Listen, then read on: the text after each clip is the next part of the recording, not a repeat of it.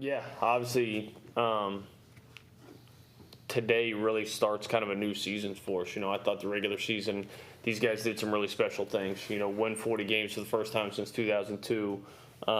Start the season with, I think, tying their record for wins to start a year.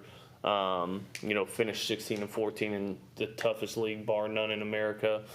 Finish with a top 10 RPI in the regular season. All that stuff is great, but none of it matters anymore. And that was kind of our message after Saturday's game is we've done some awesome things, and that put them in the position that they now get to play in over these next couple weeks.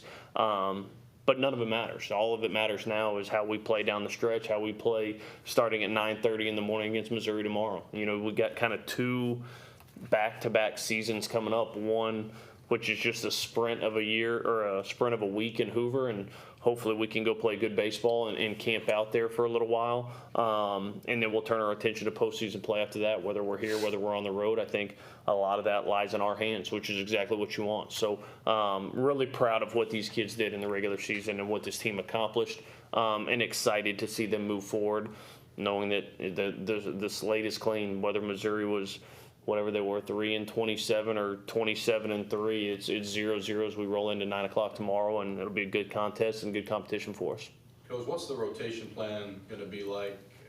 Single elimination, playing just day after day after day. How do you plan on just managing the stable that you have?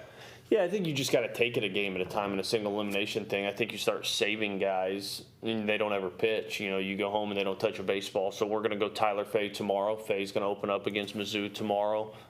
They've got Sam Horn going against us, who was really good against us for an inning at our place. Then we kind of got him in the second, was really effective at Texas A&M before the rain delay, and then didn't pitch last weekend. So it's going to be fresh as can be coming off, ready for Tuesday. So we're going to start with Faye, and it's going to kind of be all hands on deck. I think that's the nature of single elimination. Is it's great that you have guys waiting in the wings for Thursday, Friday, Saturday, but you got to get to Thursday, Friday, Saturday to get there. So we will exhaust all options to go beat Missouri tomorrow, and then we'll turn our attention, if we're fortunate enough to do that, we'll turn our attention to Tennessee and figure out who the best matchup is and go to work. And these times of year are so much fun, man. They're so much fun because there's somebody sitting in that bullpen that has had a bad year. Somebody's down there that has not had a good year for us that is going to have the opportunity to do something really special down the stretch here. I've seen it in all my years. There was a kid at Maryland named Nick Robinson. Nick Robinson was coming off injury, hadn't pitched a lot, got a start in a regional against UConn that basically keep our season alive. And the dude turned in 6 innings and was unbelievable. That game was nuts. Yeah, you see that stuff happen all the time, right? And it's the most fun thing. It's what makes college baseball so cool. So we're going to go Tyler Fay tomorrow. We will do whatever we have to do to try to go beat Missouri tomorrow. Then we'll see what we have available for Tennessee on Wednesday and go from there. How wide open is this field? Do you feel like just with SEC could beat up on the SEC this year? Yeah, I mean it's an interesting year. You've had teams. I feel like everybody's kind of run the gambit of hot and cold throughout the year. And you've had Florida's the best example of that. Man, started 1-11 and finished 15-15. Kevin O'Sullivan just incredible job with a really banged up roster. You've had the teams that have preseason ranked really high that have scuffled. You've had everything in between. So it's the beauty of a single elimination tournament is everybody's got a crack at it. And like I said, it doesn't matter what the record is going into this thing. It's going to be who plays best this week in Hoover. And then really this week has zero bearing on the regional. It's one of those things. So I think this group's ready to play their best baseball, and I think it's going to be a fun week for us in Hoover. Carson, we've talked in here before about the ways that you have been called on to pitch this year, whether that's some I guess more middle relief closer to the back end of the middle innings as opposed to closing games, which is what you're used to, but all those variety, I guess, is to build you up to this point to being ready to pitch in the postseason. So do you feel that experience has gotten you ready to play at this point in the calendar? Oh, definitely, yeah. Postseason baseball, anything can happen, so you got to be ready whenever your name's called. So whether it's beginning of the game, to start a game, middle of the game, or to close like I've been doing, I'll be ready to go and do whatever the coach asks of me.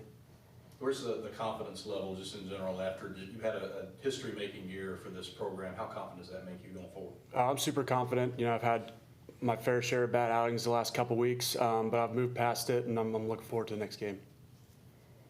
Kade, obviously really productive year for you at the plate, but Coach did mention that it kind of starts all over from here on out. Is that a mindset that you share, and what do you want to do approach-wise from this point on? Just keep having the same approach I've been having all year.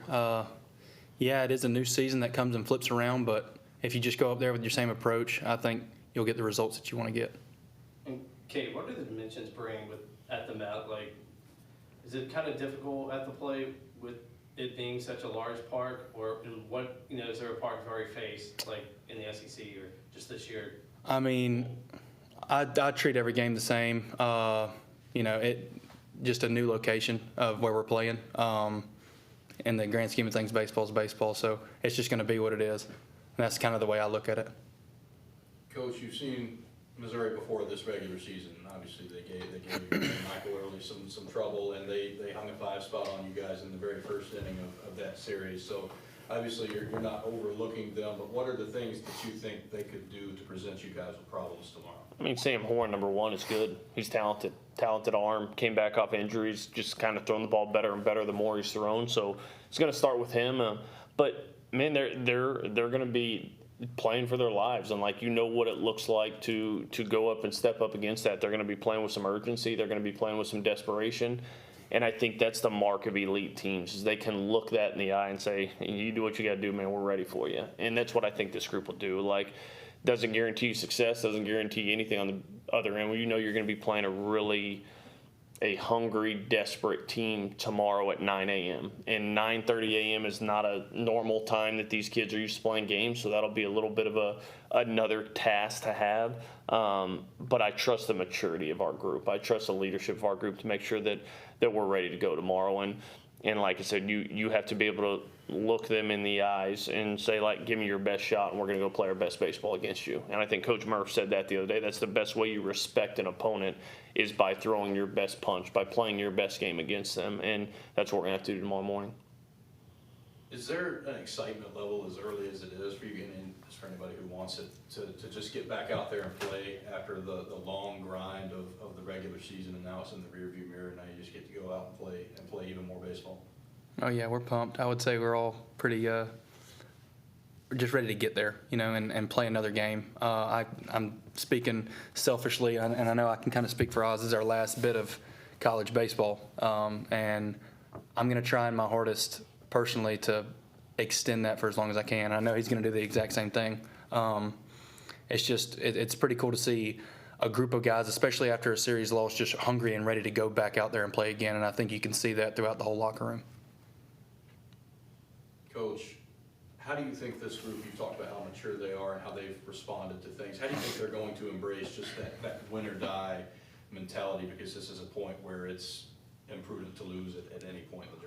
Yeah, I think teams are motivated different ways, and I think that's part of trying to understand your guys and what motivates them. Is the fight for one more day together? Is that the play with this group? Is it, hey boys, let's show up and be us another day, and then us is good enough, and walk into that? And I think every group's motivated a little different. Probably player per player motivated a little bit different. There's probably some guys that really embrace that back against the wall must-win mentality that really thrive under that. And then there's some other players that maybe that makes the game too big for them and they can't function as much. And I think that's part of trying to know your personnel and these guys knowing their teammates on which buttons to push, And I think the reality is I think it lies somewhere in the middle with this group. I think there's some guys that really do thrive with that this single elimination.